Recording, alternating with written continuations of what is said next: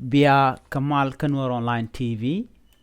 كجن قواسمي مي جرام جديد مبايبن كجن شانل نور أونلاين تي في غوري جيجن بسبسكرايب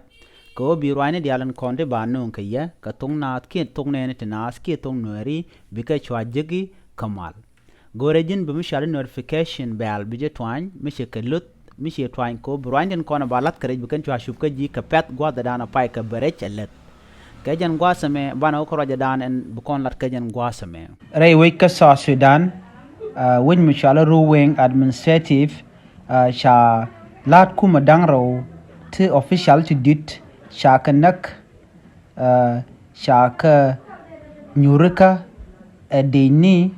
tichiro chodre rob to shal kano kanaka rabuli ke kamaisnat kenteka rei torbil mi commercial truck ke torbil andante grade moka bienam gwad no dan chala abienam kanti ka chwa nero chwa kanaka ka nang doctor rei torbil mo chwa diodien en kulela ramadan nge torbil chwa jo moy ka bot ka jen Saturday Ruweng director Ramadan la Läär Michel ka sara akot chalar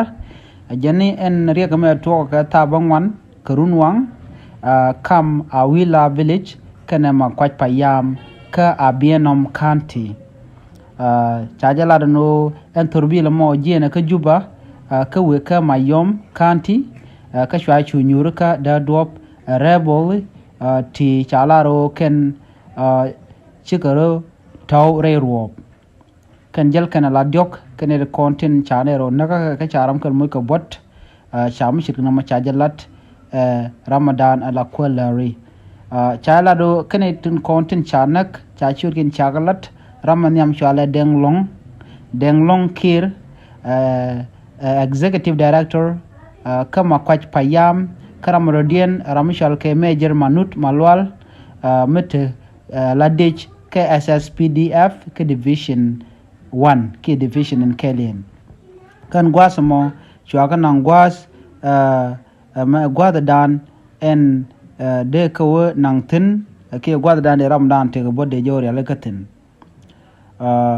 men chiga chub gwada dan en jel turbilen tin gwas en ba kulo dwan mai tin gwasamo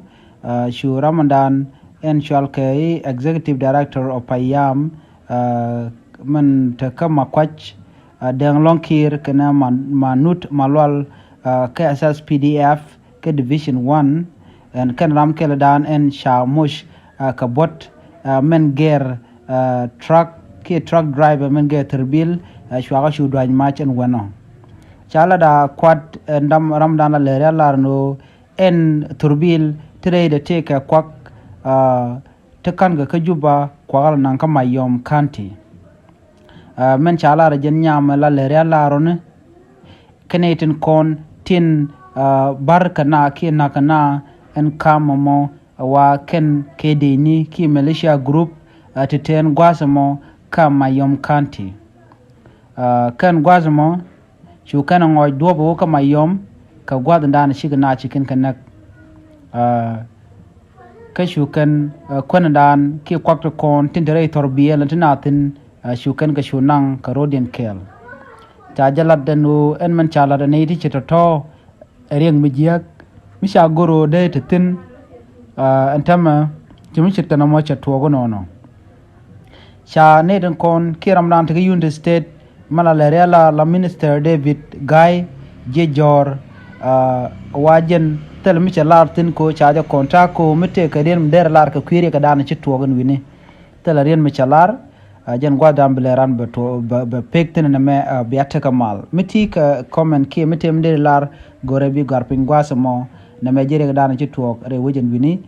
kami jera am jidit ka channel gorejin be subscribe ka gorejin be nyak ba ka ne ko kien tin konen kero de me ken kenaling biata mal